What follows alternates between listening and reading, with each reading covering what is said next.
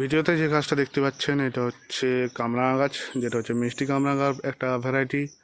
আর আমার বাগানে দুটো কামরাঙা গাছ আছে, তিনটে আছে, কিন্তু আর একটা যেটা আছে ওটা যেহেতু উঁচু জায়গায় একটু লাগানো আছে আর ওখানে কাঁকর মাটি, সেহেতু সেভাবে ফল সেটও হয় না আর সেভাবে ফল ধরেও না, গাছটা বাড়ছেই না।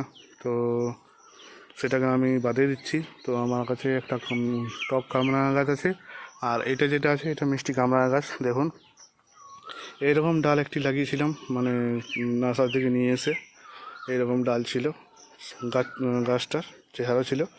আর আজকের চেহারাটা দেখুন একবার, কতটাই মোটা, আর ডালগুলো দেখুন কত শক্তপোক্ত হয়েছে, আর প্রচুর কামরাঙা ধরছে। এই যে এখানে ছোট ছোট বড় বড়, এই যে এখানে বড় আরও ওই দিকটা আছে, কিন্তু ওখানে ক্যামেরা পৌঁছাবে না, সেহেতু ওই যে ছোট দেখাচ্ছে এগুলো, এগুলো সব কামরাঙা, মিষ্টি কামরাঙা। আর গোড়াতেও ধরেছে, এই যে গোড়াতে একটা দুটো করে ধরে আছে, এই যে এইগুলো। তো এইগুলো আগামী দিনে বড়ো হলে খুব মিষ্টি লাগে। আগের বছরও হয়েছিল, খেয়েছিলাম, খুব মিষ্টি। আর অলরেডি ফুল আসছে আরও, এই যে এগুলো থেকে আরও হতে পারে, এখন দেখা যাক হয় কি না। আপনারা যারা বাগান করেন অবশ্যই কামরাঙা গাছ একটা করে লাগাবেন,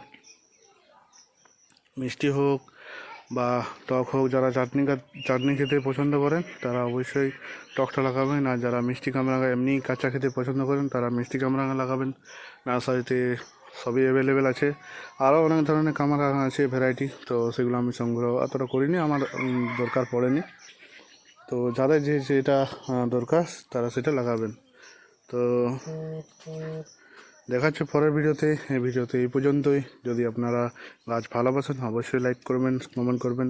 দেখা হচ্ছে পরের ভিডিওতে। ভালো থাকবেন, সুস্থ থাকবেন।